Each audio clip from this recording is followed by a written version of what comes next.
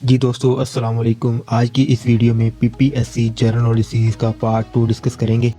आज का हमारा पहला एमसीक्यूज़ है, कायदे आज़म जॉइंड मुस्लिम लीग इन 1913 1913 में कायदे आज़म ने मुस्लिम लीग को ज्वाइन किया था और कायदे आज़म ने कांग्रेस को 1920 में लेफ्ट किया था। 7 साल तक ये दोनों पार्टी का मेंबर रहा। मुस्लिम लीग 30 दिसंबर 1906 को ढाका के मुकाम पर बनी थी। ढाका इस वक्त बांग्लादेश का कैपिटल है और मुस्लिम लीग ने पाकिस्तान बनने के बाद 14 अगस्त 1947 को अपने ऑपरेशन सीज कर दिया था। मुस्लिम लीग का उस वक्त हेडक्वार्टर लखनऊ इंडिया में था और ये ख्वाजा सलीमुल्लाह ने बनाई थी।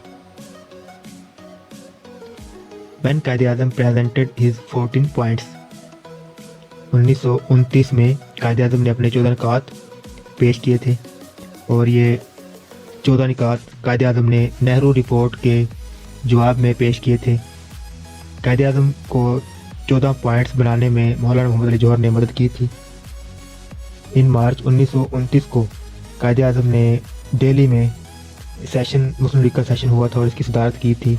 उस वक्त कायदे-ए-आज़म ने अपने 14 पॉइंट्स पेश किए थे और उस वक्त ये जिनाज 14 पॉइंट्स बन गए थे।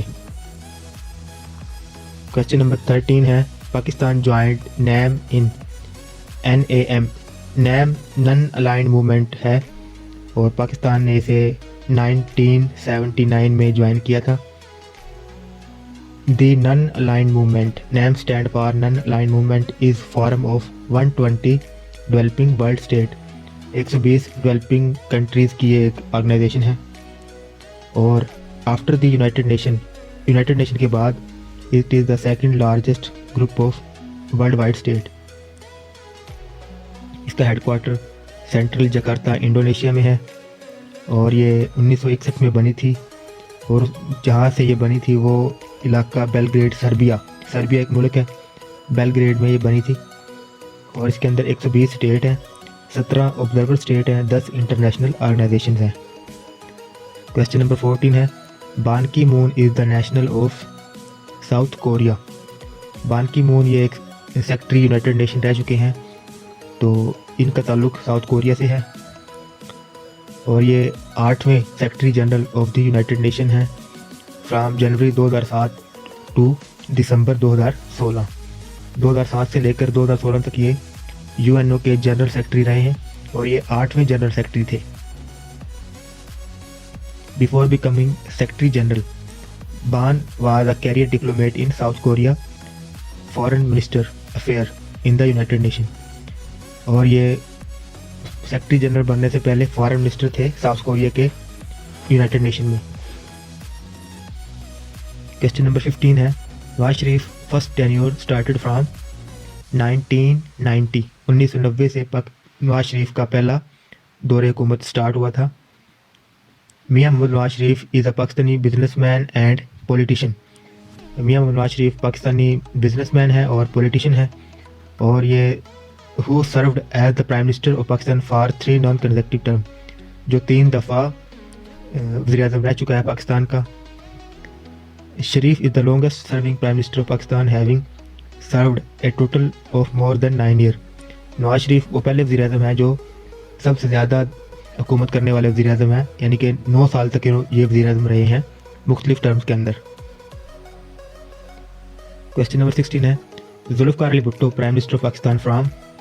के जुल्फ़िकार अली भुट्टो पाकिस्तान के किस वक्त वज़ीर-ए-आज़म रहे हैं, इनका दौर कब स्टार्ट हुआ और कब ख़त्म हुआ। 1973 से स्टार्ट हुआ और 1977 पे क्लोज हुआ। 1973 से लेके 1977 तक इनका दौर हुकूमत था। उस वक्त ये वज़ीर-ए-आज़म रहे हैं इस दौरानिए के अंदर। वो Zulfikar Ali Bhutto was a Pakistani barrister and politician. इससे पहले वो बैरिस्टर थे पाकिस्तान के और पॉलिटिशियन।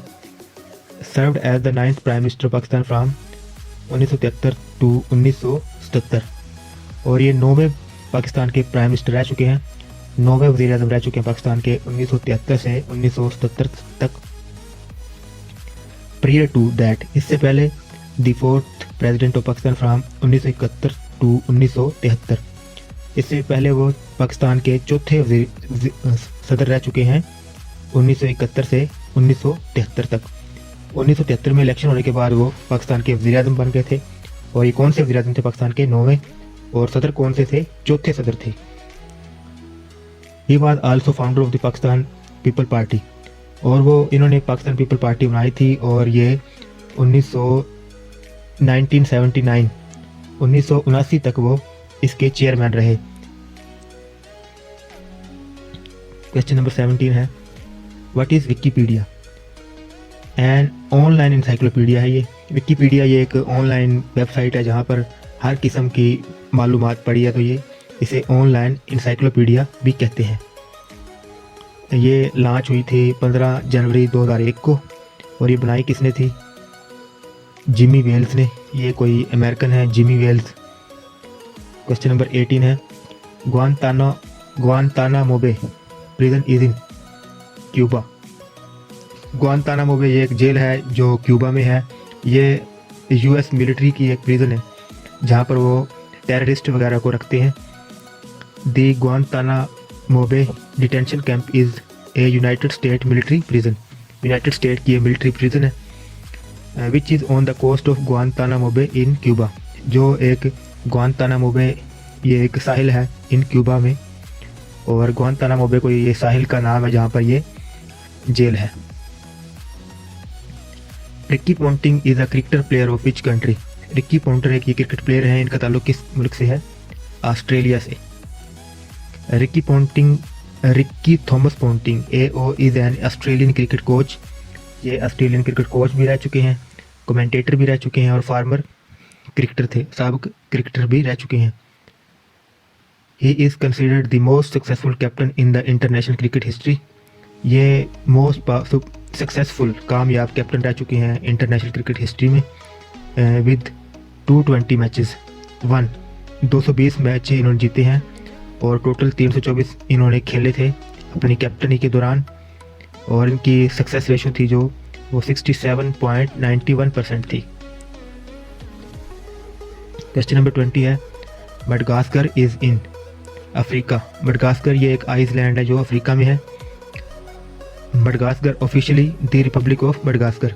ऑफिशियली ये द रिपब्लिक ऑफ मडगास्कर कहलाता है, और इससे पहले वो मालागासे रिपब्लिक कहलाता था, और ये एक आइसलैंड कंट्री है इन इंडियन ओशन में। इसका कैपिटल है अंतानानारिवो, और इसकी करेंसी है मालागासे आरियारी। ये थे हमारे आज के इम्पोर्टेंट PPSC जनरल नॉलेज। अगर आप लोगों को ये वीडियो अच्छी लगी हो तो हमारे चैनल PPSC इम्पोर्टेंट MCQs को सब्सक्राइब कर लें। Thanks for watching.